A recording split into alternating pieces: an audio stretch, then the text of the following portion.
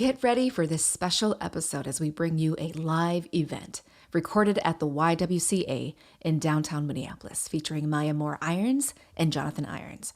Their new book, Love and Justice, is out now, so make sure to get a copy of their new book and prepare to be inspired and gain new insights into redefining success in the justice system. You're listening to Conversations with Chanda, a podcast that unpacks the community's grittiest, most vexing problems, hosted by Chanda Smith Baker. Hello, everyone, and welcome to Conversations with Chanda. My name is Devonna Rucker. I work here at the YWCA. I lead one of our girls empowerment programs here, and this is my mother-in-law. All right. It's just a pleasure, and I'm so glad to have you here, Maya and Jonathan. And Maya, this is your home. You've been here, one of us, I would say, with the Links, and have made a remarkable difference in our city. And what I'm so proud of every time I'm out working on criminal justice reform is talking about how the Links really set the path forward for how sports interacts with what's happening in criminal justice reform. And you are very much part of setting that off. So thank you for that. Thank you so much. Yeah. So today on Conversations with Chanda, we're just going to talk, and I've made it mostly through the book, which I have liked more than what I thought I would. And I wish I had like one more hour, because that's probably what it would take for me to actually complete the book. So I want to talk about that, and if I could just sort of thread that conversation a little bit. And what I like the most about it is the back and forth, the way that you all did the chapters. While Maya, I get a sense of who you are and feel like we're like cousins or something because you've been so public, and I've just owned part of you as part of me. Jonathan, I got introduced to you through her, and I'm like, what in the world is happening, right? Like many people across the country maybe thought. And I have to tell you, as I read that book, I understood it 100,000%. But before we go into the story more deeply, I would love for you to just share a little bit about your grandmother. Oh, my grandmother was an amazing woman, and she is why I have mad respect for all women in this world. Like she was everything to me. She even was a father figure to me. She raised me. She took care of me. She disciplined me. When I got out of line, she tanned my hide. But when I did well, she celebrated me. I remember I won this, and she had very bad knees, because if you remember the movie called Help, she was one of those ladies that was cleaning houses back in the day when she was younger. But I had won this art award, and they hung it up in the mall, and she, as much pain as she was in, she walked up to that mall, hobbled down that hallway just to see my picture, and when she saw it, she like celebrated. Like she was so good at celebrating me. When I got locked up, you know, she grieved, but she would always tell me, like, get in the Bible, read a proverb and the Psalms a day. Like, you're gonna be all right, you're gonna make it through this. God gonna take care of you. Lean on him, get in your Bible. And every time I call her, phone calls were expensive, like prison calls were way too high. But every time I would call her, she would ask me, are you in your Bible? Are you being the best that you can? And I was like, yes, ma'am. So that's good. And her voice would stable me and comfort me in that dungeon of a place. She was a mighty woman. Yeah, I felt her might and legacy through the pages of your chapter and your voice, right? It's your voice. I was also struck by when you were a child in school. You know, I've worked in lots of spaces, including around the education system, and you had encounters in school that had you realize things about your life that you didn't know. And I think there's so many of us like that, where we feel like our life is good, right? You got a loving grandparent, you got people around you, and then you get to school and you're like, wait, they see me this way? And I always used to say, growing up on the north side of Minneapolis, like my experience was so different than how people would describe the people that live there in the community. And can you just share sort of what and how the school either nurtured you or didn't nurture you in your development? I would say I probably one teacher, and I know this because I have, she recently reached out, and she would draw me in and encourage me, and I have memories that have come back to me as a result of it. It was one teacher that looked out for me, but the other ones, like they didn't like me. I had too much energy. They didn't know what to do with me. They didn't have patience for me. We were poor, so we heated the house with a wood-burning stove. So I would come to school smelling like smoke. A teacher put an air freshener up under my desk because I smelled like smoke. I didn't smell well. And that caused other kids to want to make fun of me and all that there. So, in our household, we fought. Like, you say something to one of us, you're going to get hit in the mouth. And I would get in trouble about that. But I didn't really like school. The teachers didn't reach out to me. They didn't inspire me. They didn't pull me in. They didn't figure out what my motivation was, except for that one. She was a good teacher, but I didn't get around her long. I had her from like the kindergarten to like third grade, and then they took me off. And then after I left her classroom, they just continued to just throw me to the side and treat me like I was less than. And so the incident that landed you in prison, can you share what happened? Yeah, or how you got there, because we know you didn't do it, but like what led them to finding you guilty? Well, I was in this predominantly white neighborhood, and my grandmother had warned me. She said, "Don't you stay in that don't you go in that town. Don't go over there. They don't like our kind over there." And I didn't listen. I had friends over there, kids I went to school with, not knowing that their parents didn't like people of color, and neither did the police. The police really didn't like people of color. So I was in this neighborhood. I was trying to hang out with friends. It was a school night, and someone's house got broken into, a guy named Stanley Stoller, and his house was broken into and he was shot. And I was in the neighborhood and I had a gun on me, but the gun was the totally different type of gun. And the reason why I had the gun is because a guy had robbed me because I had been selling weed, and I wrestled this gun away from this guy and basically defended myself. I didn't shoot him, but I got it. And to me, it was like a trophy of me surviving. And I was just a young, dumb kid. Like, look, and I would tell people, like, look, I survived the robbery. The gun didn't even work. It was jammed up. It was just bad. And so I was carrying it around, and so they said, okay, you in this neighborhood, you got a gun, you black, like, you going down. But they ignored evidence that there were other black people in the neighborhood and there were other burglaries, and they just zeroed in on me to the point where they ignored every piece of evidence that pointed to someone else, even to the point of hiding evidence. Like, we found evidence of fingerprints that pointed to someone else. They hid that. They coached witnesses. They coached the eyewitness. There's just a plethora of problems that happened with this case, and they interrogated me and treated me as an adult. Didn't even reach out to my grandmother, which by law and policy they're supposed to do that, or reach out to a guardian, but they just treated me like I was an adult from the beginning. And how many years did you ultimately serve? 23 and a half, from age 16 to, what I think was it, 40? Yeah, 40. And so you went in at 16 as a child into adult prison? Yeah, I had to fight grown men. I heard you did really well according to what you said in that book. Yeah. Growing up in my household, my uncle was a boxer, and like you in a household with 10, 15, 20 people, it's bound to fight. People teasing you and you wrestling and playing, and it's so crazy how that chaos kept me safe and protected me in an environment that was like just overrun with chaos and drama and problems. But I wasn't going around just beating people up for no reason. It's usually either you mess with one of my friends, or you were trying to attack me, or taking advantage of somebody.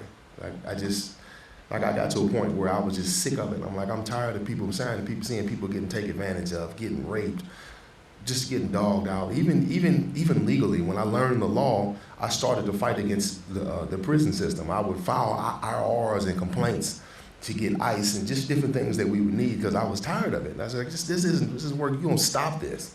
Like I was advocating for that. And that's what I use my strength for. Yeah. So Maya, you come into the picture and you got introduced to Jonathan through how? So when Jonathan was around 19 years old, when he was thrown into the fire,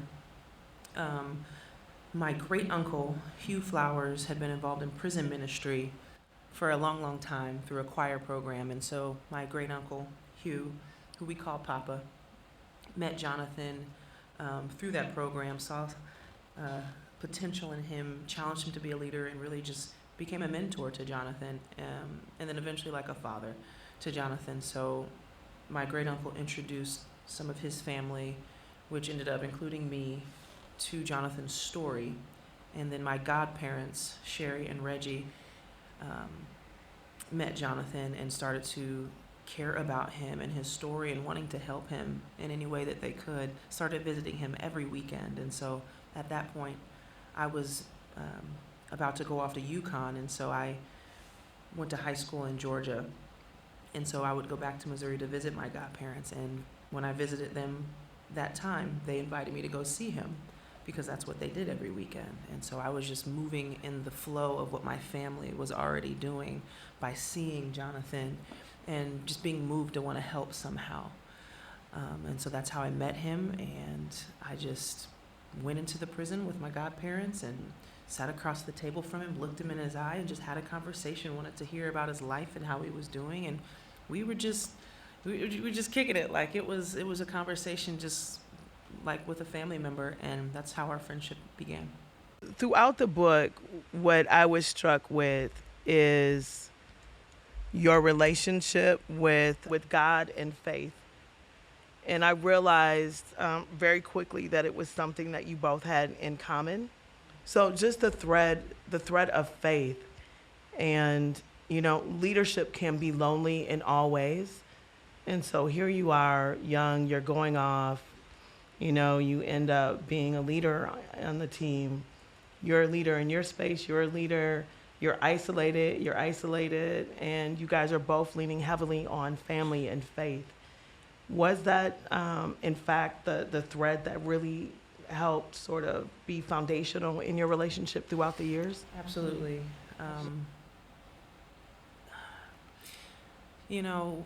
When we talk about faith, I think a helpful way to talk about it as well is the lens that you see life.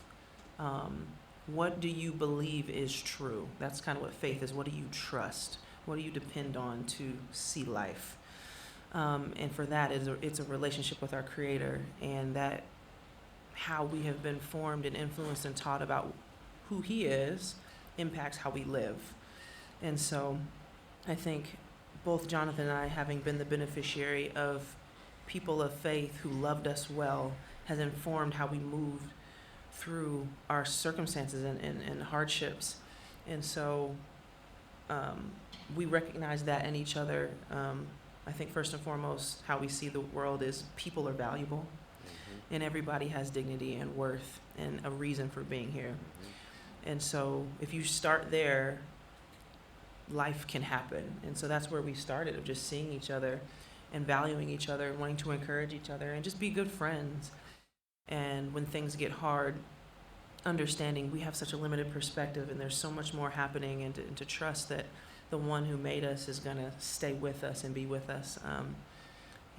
That's what we try to articulate in the book, is not necessarily a religious going through the motions, but a relationship that sustains through the hard. So 'cause that's what our life has been. And so that's what we try to let people inside of in some very raw and real ways. So it's absolutely what binds us together and gives us our strength and our joy. Yeah. Do you have anything you want to add to that? I would, if I could add anything to that, I would definitely say like our trust and reliance on God in those dark times is basically like the thread that has stitched us together and given us the ability to resist the urge to like give up when it gets hard. Because you have a tendency to like, man, why? You get to a point where you keep running into problem after problem after problem. Like, man, why me? Why does this keep happening? and like you just can't give into that. And there's so many things about God and like what Christ has done for us that we connect on that just keeps us anchored in that storm. Because you can't stop a storm from coming. Like we just can't do it. But you can decide what you do in that storm. You can decide to give into the storm, or you can find shelter, or you can hold on to something, or you can find an anchor. And that's what it is to us. Mm-hmm. Maya, so you guys are coming, and then the Innocence Project got involved with your case, Jonathan. Maya, can you share sort of how that got involved and maybe how you got involved with that? Yes, so I think along this journey, Jonathan, first of all, early on in his wrongful conviction, got inspired to teach himself law. So it's just an incredible, I don't have time to brag on my husband, because I'll just be bragging on him the whole time about what he's done, how he taught himself law, how he helped other guys get home because of the law and the help that he gave them while still fighting for his own case. I mean, just craziness of who he is in the best way.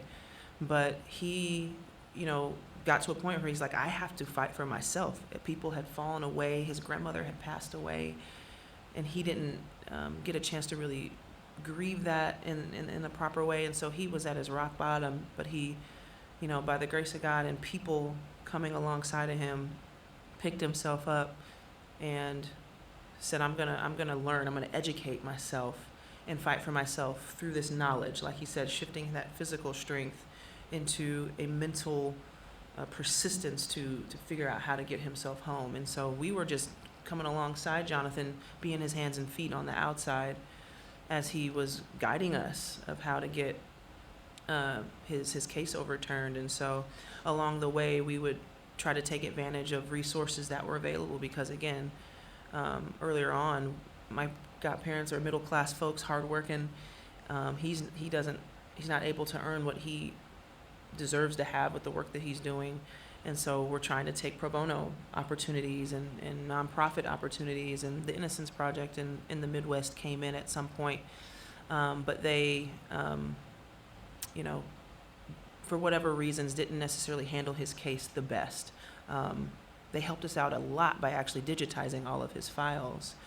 And then there was another law firm that came in, and we learned that there was a conflict of interest there, and that wasn't moving forward. And so we definitely need nonprofits and pro bono help, but you got to actually do the work.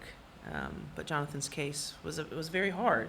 I mean, they buried him. They buried him very deep. It wasn't a simple innocence to see by the way they meticulously buried him. But at the end of the day, there was an excellent for-profit law firm that we invested in that did an excellent job of representing him. But along the way, pro bono and nonprofit opportunities added to what we needed and got us a little bit closer and a little bit closer. Mm-hmm. I just want to shout out to Eli Darris, who's in the room with us. We're live at the YWCA. Eli, Justice Impacted, was in there advocating, helping other guys get free while he was working on his own case. And we know that there are many that, even to your own narrative, right, that you shared with us, where there was one teacher and the rest of them didn't believe in you. And here you go, learning the law, reading the legal books, and helping other people. And you think about the amount of brilliance that is not being invested in school. And here is an example of why that should never happen. So I am sorry on behalf of all the kids for that to continue to happen. But it also illustrates that when that investment happens, right, can you just imagine, right, what could have happened earlier? But Jonathan, you went from helping individuals in prison to get free from prison and then began to work on your own case. But when was it for you that you decided there was a much bigger vision for you on working on the justice system overall? Was there a bigger vision for you? Yeah, I was reading I was reading some case law. Like I had a habit of just, like you call me a book nerd, bookworm. I was And I'll take that name with pride. Like, knowledge is power. I was reading this case by the Supreme Court, and I saw where prosecutors have immunity, and they could basically knowingly put an innocent person away in prison. They can put false witnesses on the stand. They can fabricate evidence and not be held accountable. And I saw that, and I was just like flabbergasted. And I'm like, what? This is in our legal books by the U.S. Supreme Court? I'm like, oh man, this is crazy. So I went down a rabbit hole to figure out, okay, what's being done about this? Is there anything? And then I saw like little shimmers as I was researching about conviction integrity units. And so I followed that thread through the books, and I continue to read and understand and like see the value and how they could balance out that problem with the prosecutors, because prosecutors are the most powerful person in the courtroom. And I studied that and I learned that, and I was like, well, that's good. I can share information about that. I can share knowledge about that. That's my way of helping people, helping the system, making change. And anybody who I could talk to, I was talking to professors, I was talking to the Innocence Project, I talked to Maya, my people, my friends, talk about conviction integrity units, prosecutor reform, like all this stuff needs to happen.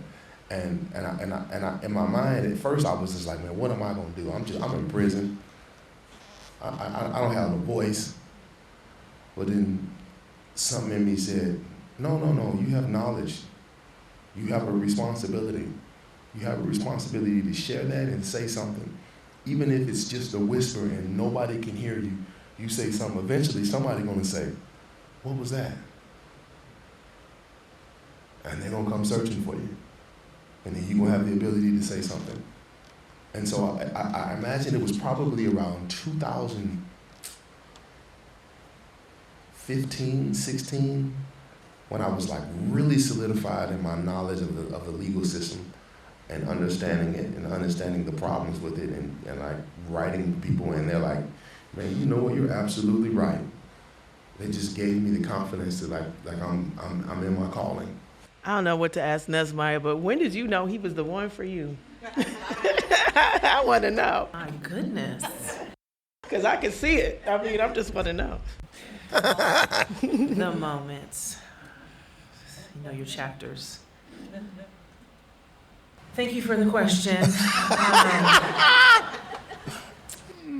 Goodness.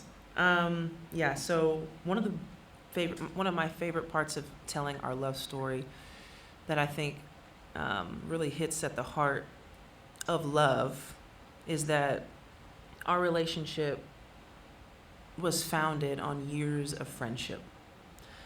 So I think love is sweeter when you're like really, really good friends and you go through things and time and you really get to test your friendship. Because that's what lasts, that's what carries you through life, is knowing how to be a good friend. I tell young people, I feel old right now saying that, I tell young people,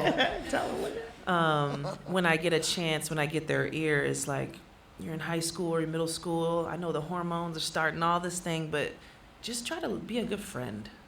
Like, that's really what's gonna stabilize you is, you like him, he like, all the what stabilizes you is, am I being a good friend? Is this person being a good friend?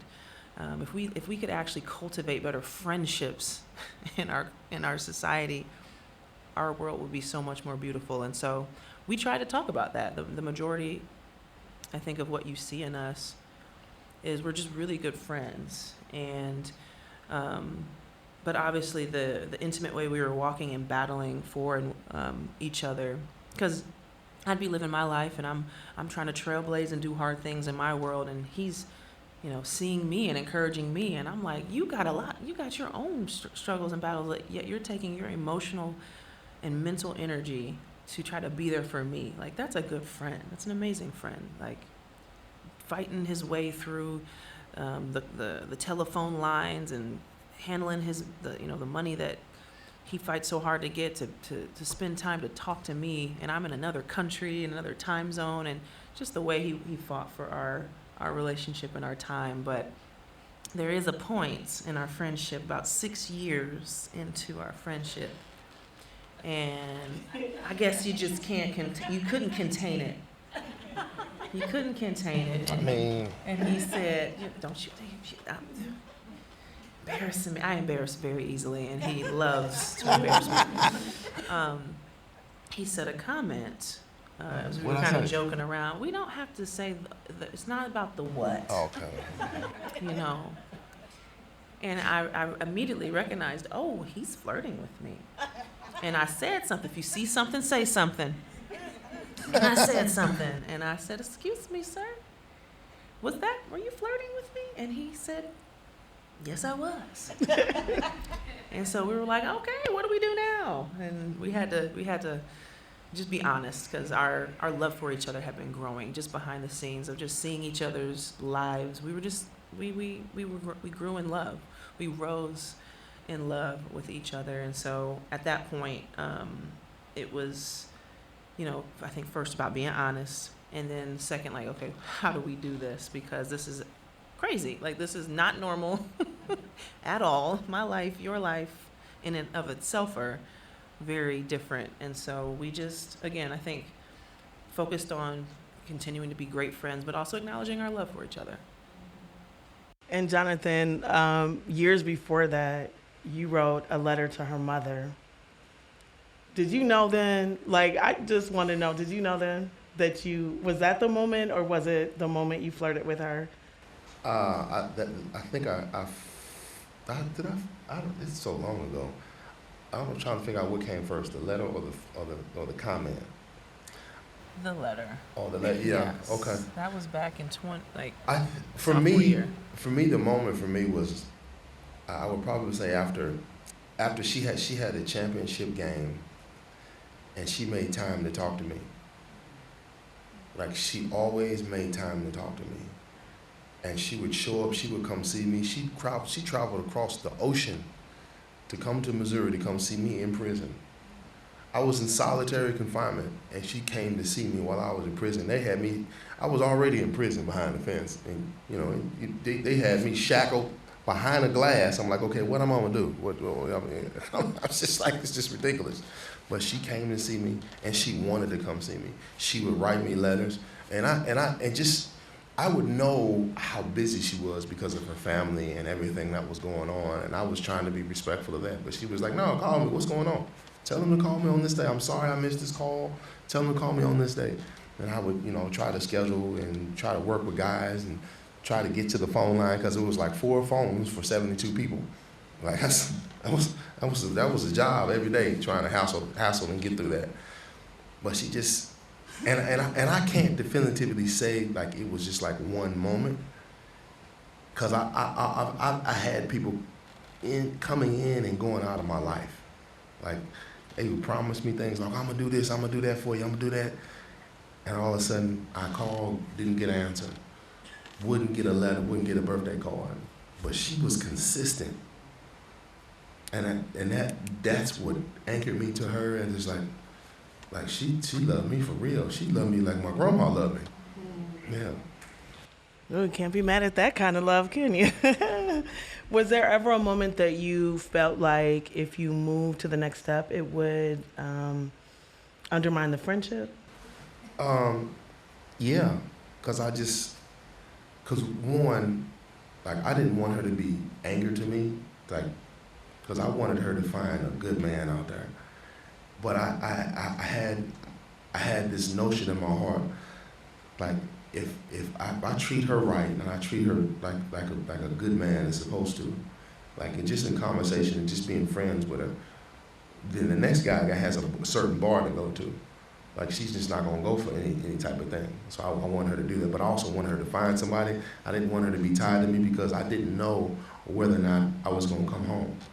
Like, there was always that reality, and I would hold it with an open hand. I say, I'm holding you with an open hand. If you find a guy before I come home, I am going to applaud you and celebrate and be respectful of that, because you deserve that. You out there winning, you know big things, and I'm here fighting for my life. And I may never go home. That's the reality. It's sad, but it's true, and you have to operate in reality. You can't just operate in an illusion world, especially when it comes to other people's hearts. And I didn't want her to do that. I remember when I first proposed to her, she came up to see me. We were in this visitor room. We had a little table about this size. and about a little bit below our knees. And it was people all in the visiting room. It was crowded. But it was one thing that was crazy about the visiting room is that when we were talking to each other, we wouldn't hear anything else that was going on in the room. And I got down on my knee and she said, oh. I said, what are you doing? I said, will you marry me? She said, oh. I said, but don't answer that question. She said, what? I said, the reason why is because I don't know if I'm gonna go home. Let me come home first before you answer that question. Because I don't want you to be tired of me and trying to figure out how to make this work, and I ain't got no hope in coming home. If this is my plight, then so be it. I'm still gonna serve the Lord. But if I do come home, I want you to know that I want to marry you. I want to be with you. So I just want you to know my intentions. And she's, okay. She respected that. Ooh, Maya, were you ready to marry him even if he stayed? This is so good. This is what the book is like. I'm telling you, this is what the book is like. Y'all got to buy this book. I'm telling you the truth. You telling all the tea. This is the book. Like, don't tell the good details in the book, but like, were you prepared to marry this man if he didn't come home? Asking all the personal I'm questions. sorry. I didn't know I was going to go this route, but this is so good. I wasn't going to let her. Okay. I wasn't going to let her. If I didn't come home, I wasn't going to let her. At that point, we were already in too deep. Okay. It's like we done lived all this life, fought, seen the beauty of each other's hearts, the hard stuff, the good stuff. So I was very, I'm a very loyal, like, committed person. I don't say yes to a lot of things, but the things that I say yes to, I'm like all in. So he was one of those yeses, but at the same time, like he said, it was such an uncharted, what's the right next step? Because our path, we're blazing this path. And so my heart at that point wanted to have a life with this amazing human being that we both felt like God was weaving us in our lives together, but there was this still unknown of like, how is this going to happen? How is this going to end? We have hopes and ideas, but like he said, unfortunately, everybody all of our leaders in the justice system don't believe in justice. So how do you have faith that the Lord is at work, but also he can unfold his plan in whatever way he sees fit that's for the good that we might not see? You're just like one step at a time. So again, I think part of our goal is we just try to live truthfully. Like, we had to acknowledge our feelings. This is what we desire, but to say, let's jump into this lifelong commitment right now, like you said, it probably wasn't the wisest. And so we didn't, and we just continued on the path of, moving in love with each other, fighting for his freedom. And gosh, that was 4 years before we were able to actually get married. Wow. So you're in the WNBA, you're playing with the Lynx, and you're watching the activism and the voice of the Lynx get louder and louder around this issue. Was that readily embraced by the WNBA, by the Lynx? Like, because I work in this space, and I'm in a lot of places where I'm like, we really need to be working on criminal justice reform. And they're like, well, what about this group or what about that group? Like, there's a lot of tentativeness around it, or at least it was, especially back when you really started pushing on this. Yeah, it was not necessarily a long prepared, thought out plan. What happened in the summer of 16, I believe. A lot of death, heartbreak. If you're a human being that cares about other human beings, you were devastated that summer. And so as a Black and brown community, we are trying to be professionals, but at the same time, in our backyard, like, there's blood in the streets. So our head coach and our coaching staff, I think it actually started with them sitting us down and say, hey, we see you. We see what's happening. We're heartbroken as well. And if you want to do something, do it. And so that just kind of like, when you're in the grind and you're playing and you're trying to bring your best every night, you're just in that focus, that tunnel.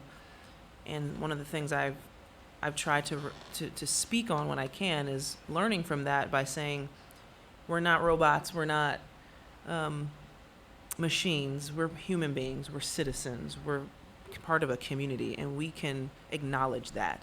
And so part of us wanting to create the messaging on the shirt, have the press conference before the game, talk about change starts with us, justice, accountability, Black Lives Matter, was a part of just taking a moment to remind us as a people, hey, we're human beings. Let's be human and say we're hurting because other humans are hurting and other human beings are doing the hurting, and there's systems in place that human beings create that are doing hurting. Let's do something because we can. And so that was the spirit that we took. And, you know, unfortunately, when you have a certain group of people that benefit from a broken system, or people who are comfortable holding and grasping their privilege, which can be any of us who have privilege or benefit from a system, but there are certain people who historically in our country, because of the way it was set up, have benefited from certain systems. That doesn't feel good when your system and your comfort is shaken. And it really reveals kind of what's in your heart. Instead of reacting with empathy and compassion, you react with fear of losing power. And so, of course, we saw that come out in different ways, but we also saw, I think, overwhelming majority of thank you for saying something, thank you for seeing, thank you for caring, thank you for reminding us the most important thing is that we're human beings before performers, before all of that. And so we just reacted in the moment, trying to be the best humans we could, and it ended up inspiring and sparking more people to do the same, while also, again, revealing the negative and the bad things that can be in human hearts when your power and privilege is your unjust power and privilege is highlighted. Mm-hmm. Was it a mutual decision that you two made when you retired to work more deeply in social justice work? Well, so I wish my journey was a little more clear. Again, I feel like my last 15 years of life was just like one step at a time, figure it out as you go, because no one is telling me how to do this. And so my retirement journey was very similar.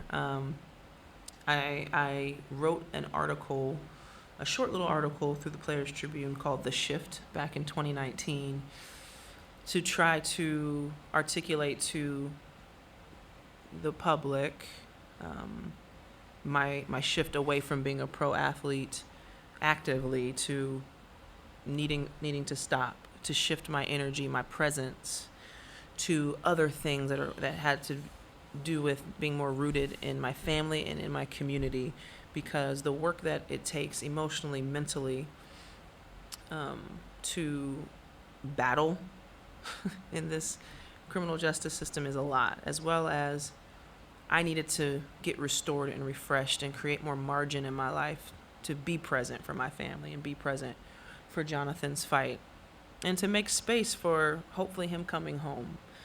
And so every year I would try to, knowing I'm a public figure and people care about my life and what I'm doing, I try to give, open the door a little bit to show people kind of what I'm doing and why. But obviously the fullness of what I'm doing is not really appropriate to just lay out in the moment. So I try to give appropriate, helpful information, like our love story. I was like, it's not appropriate for us to just casually put this out in the world. I want this to be thoughtful, and the timing of when we talk about our love, I don't want it to distract from his fight for freedom. I wanted all of my voice to go to his fight for freedom, and then we can tell the wonderful love story later, which is what we did, and I love how it unfolded. But my journey toward retirement was kind of the same. I took it year by year. I knew I wasn't ready to come back, and I didn't when I stepped away, I didn't plan on coming back, but I didn't plan on necessarily not coming back.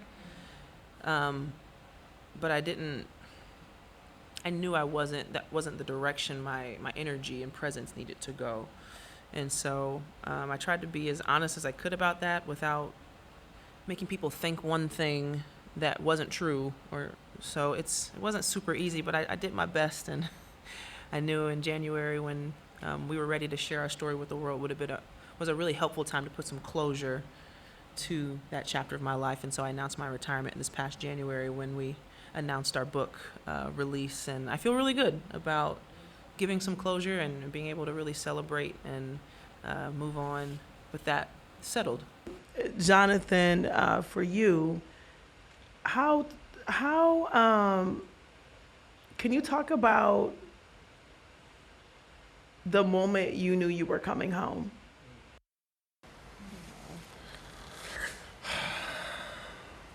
The moment I knew I was coming home was when the judge issued me an evidentiary hearing. Right. And I told Maya, I said, I'm coming home. I said, that's like lightning striking. That means he's taking my case seriously, because before that I lost 11 appeals, back to back to back to back. And the majority of them I did pro bono. Back to back, 11 appeals. But when Judge Daniel Green, despite what the Attorney General representing the state of Missouri was arguing, talking all that nonsense and yin yang, he said, I'm gonna give him an evidentiary hearing. I was like, I don't care what you're saying. I'm giving him an evidentiary. I said, that's it. I just gotta wait and be patient. That's when I knew. I was just going to say, too, an evidentiary hearing, like he said, is like lightning striking. The judge was essentially saying, we're going to give this man a chance to represent the evidence and look at his case more fairly, because his original trial, we have proof that it was not presented fairly. And so the main reason we were able to get the evidentiary hearing is what's called a Brady violation. There's a case, Brady versus Maryland. I'm just repeating what Jonathan has taught me. Kill it. Tell us, teach us, tell us. But Brady versus Maryland was where the Brady violation language comes from, which basically says, at the time of a trial, the prosecution, or either side really, but mainly the prosecution, had evidence or information that was withheld from the defense and from the jury, that would have impacted how the outcome of the trial happened. And so we had several Brady violations, but the main one, like Jonathan alluded to earlier, was a fingerprint that was unidentified, that was not Jonathan's, found at the scene, that pointed to another human being that wasn't, could have been and was involved. Mike, can I interrupt you there? Because when you took it to the judge, the other judge, what did they say it was? Like it was when they dismissed that, when you first brought that to the court, the fingerprint? It was called I can't remember the language. Initially we filed a petition to get DNA testing on the fingerprints. It took us about 14 months to get the process done. But because it took so much time from the beginning of when the fingerprints were actually laid down at the crime scene to when they got them tested, they were deteriorated, so we couldn't get the DNA. But we kept a photograph. So they used a high resolution technology camera and took a picture of the fingerprints, so they were still preserved and we could still use them for that purpose, for side by side comparison. But the motion for DNA testing, we lost because we couldn't get DNA on it, so that was denied. Okay.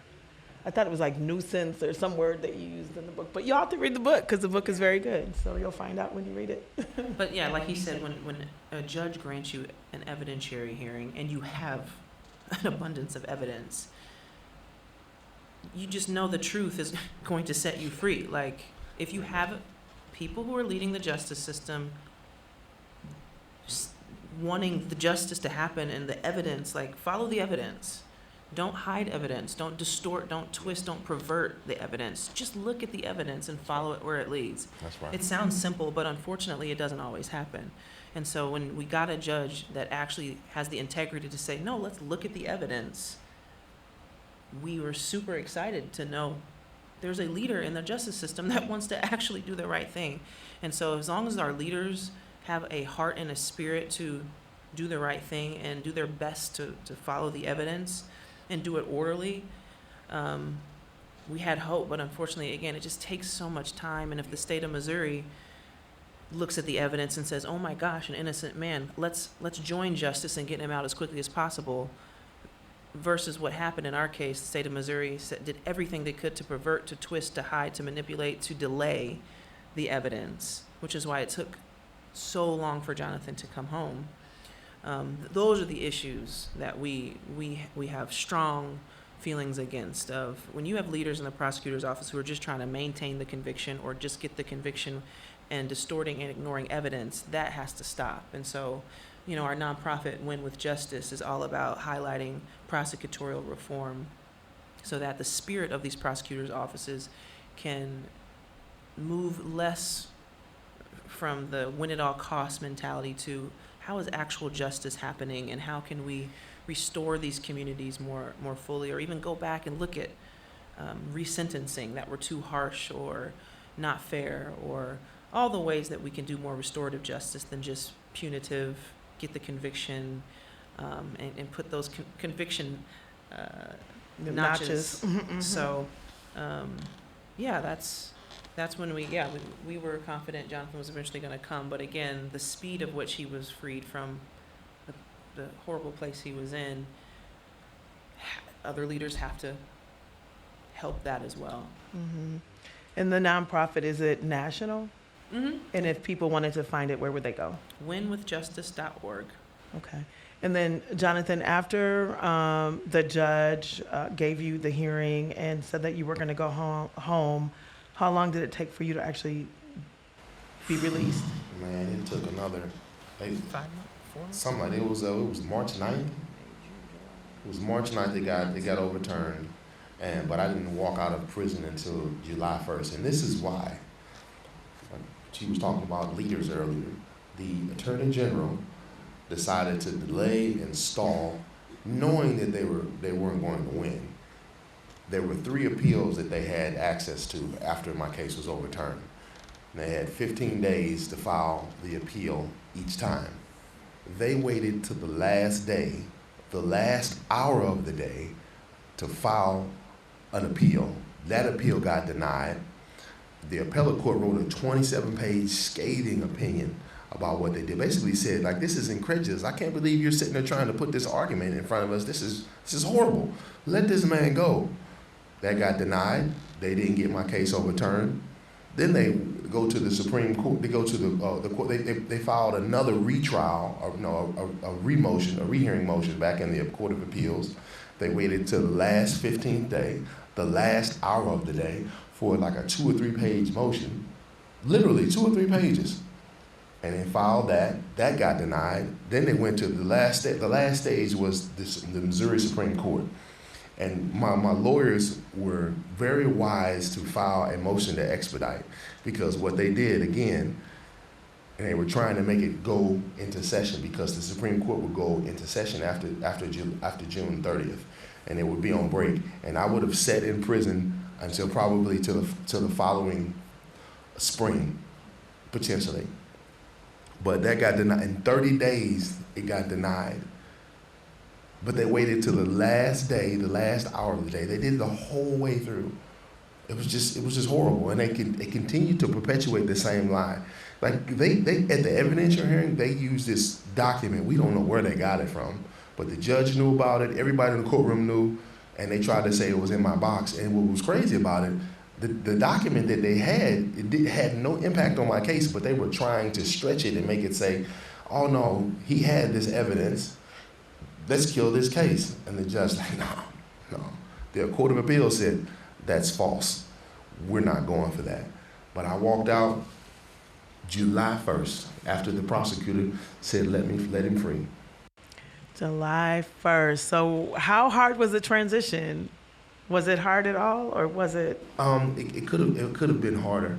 I will say that, because I'm still in contact with guys that are getting out, and I communicate with them, encourage them, send them information and resources now. But I had PTSD. Like, I had survived prison riots. I had been stabbed in there. I had fought multiple guys, and just just COs coming in, just tearing up stuff and just dogging me out, harassing me, like year after year after year after year of that. And I found myself asking for permission to do everything. It's like, can I do this? I would go up in the grocery store and I would like, hey, how much is this? Can I grab that off the shelf? And they were like, yeah, you can grab it off the shelf. I'm like, oh, okay. And I had this moment. I'm like, wait a minute. I'm free. I was having nightmares where I was waking up. I was back in prison, and then I wake up in the middle, and I would feel on mine. I would wake her up because she love her sleep. She's like, but she'd be like, you okay, baby? You okay? But I reach out and like, okay, I'm not in prison. I'm home. I would find myself, kind of just leery of crowds, like people that I didn't know, find myself, put my back up against the wall, but then I got to the point where I had to challenge that, and where I would force myself to go sit in crowds and go talk to people and then sit in a way where I wasn't worried about who was behind me. Like I had to challenge myself I went to counseling. I went to counsel before I did EMDR. And all that helped. Like I really firmly believe, like when people get out of prison, whether you're guilty or not, like you need to do whatever you can, man, to get yourself healthy, mentally, physically, whatever. Because if you fall and bust your knee up, you're gonna go to the doctor. But if you go through something you're not feeling right in your brain, why won't you go get some help from a mental health physician? Like it doesn't make you any less. Matter of fact, for me, I think it's a badge of honor, man, to take care of your body and your mind. But as far as financially, like I started a dog training business. I'm a professional dog trainer. That's one of the things I picked up while I was inside. I started to create opportunities. I became an advisor for a Superior Court judge down in Cobb County in Atlanta. My wife and I, we've done some business adventures, and I've been able to contribute and add to our financial pot, which is good. As a man, you don't want to come home and not being able to contribute to home. And so with time, prison became far away and freedom became the reality, where when I was in prison, being free felt so far away. And prison was like right in the reality. When I left, y'all gonna laugh at me. Don't laugh too hard, don't laugh too hard. Y'all remember them two-way beepers? That's what they had. That's what I had when I left the streets. When I got out, she handed me this iPhone 7. I'm like, what I'm gonna do with this? She said, you gotta open it. Like, put your finger on it. And I put my finger on it, open. I still couldn't call nobody. If I was in an emergency, I had to throw it at somebody. Right, the whole world passed. Right. And my best friends have kids that are grown now, and I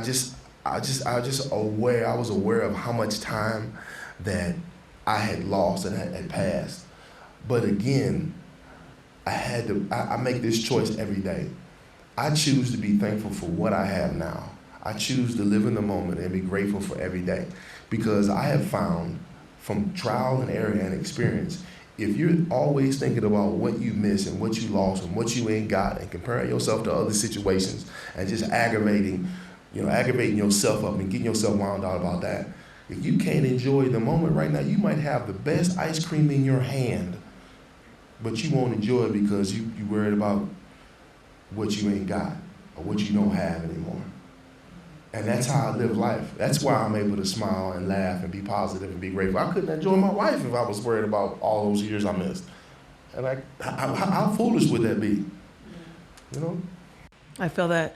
Before we wrap, last question. Can you talk about this little human you made? I got my phone up there. I know. Tell us how a whole human that y'all made. Smart little dude. Is he smart? I know he's got to be with y'all. He has a dimple right here. Okay. One dimple. And he's got his daddy's lips. Okay, lips. My skin complexion. Okay. My charm. No, I'm just kidding. Yes, we have a little boy. His name is JJ, Jonathan Jr. He's 16 months, and he's our life. Like, it's insane when, if you're a parent, before I became a parent, you hear your mom or your people talking about, you don't get it. Once you have a kid, you just the love that you have, and it's like, oh, that's nice, that's a cute idea, and then you have a child and you're like, whoa, how can you love something so much and just all your priorities change, and you're like, what did we do before JJ? Like, what did we do on Friday nights? Because now we just go to sleep, It's like, Real talk. He's our little everything. I think one of the sweetest parts of my life now is watching Jonathan be a father.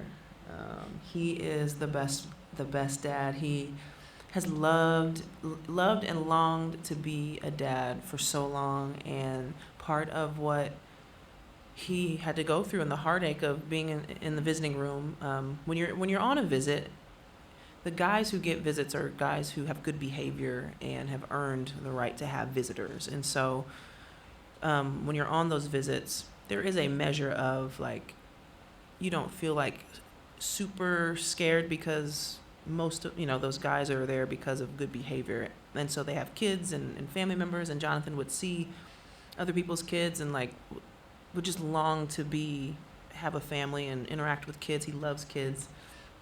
And so he thought he'd never have kids. He had just kind of given up on that dream and had accepted, like, it's just not something I'll get to enjoy. And so for him to come home, and then the Lord to be gracious enough to allow us to conceive and have a healthy baby boy is just, like, watching them play together. Like, it's my screensaver. It's just everything. And so we take being parents very, very seriously, in that we like to be present. We like to teach him things and do things with him, and we're in a season of life where we can, the grind that his grandmother did, the grind that my mom did to be single parents trying to raise kids.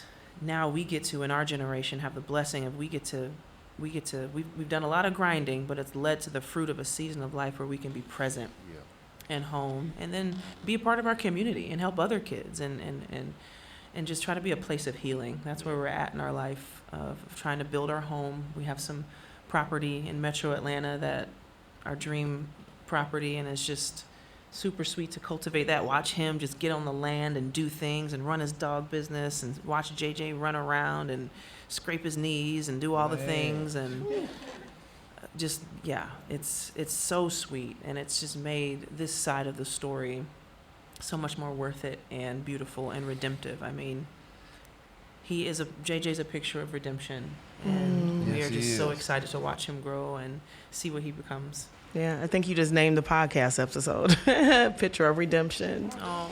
Yeah, or the movie, exactly. Thank you so much, Maya Moore Irons and Jonathan Irons.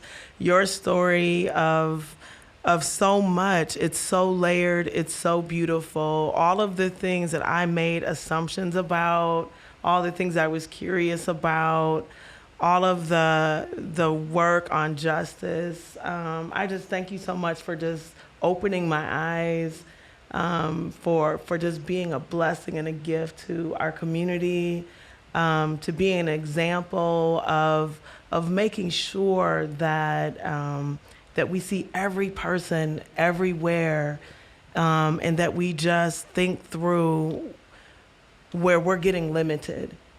Right? And that if everyone does their role and they do it through love and faith and an ability that everyone deserves respect, we can go much further. So thank you for being on Conversations with Chanda. We were live at the YWCA. Thank you to Shelly Carthen-Watson, Devonna Rucker, and the YWCA team, to Gina V. Works, to Supak, my co-producer, and Jamie. Thank you, and that is a wrap.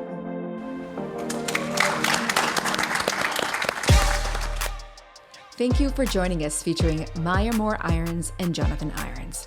Their book, Love and Justice, is available now. To learn more about Win with Justice, their nonprofit organization, visit winwithjustice.org. Stay tuned for more empowering episodes on Conversations with Chanda.